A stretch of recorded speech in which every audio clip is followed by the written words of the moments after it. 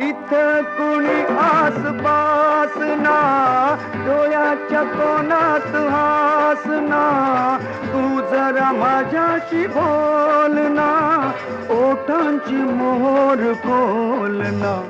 तू लगबग जाता मग वळून पाहता, वाट पावलात अडकळली, जशी मावळत्या उन्हात केवड्याच्या बनात नागिण सळसळली.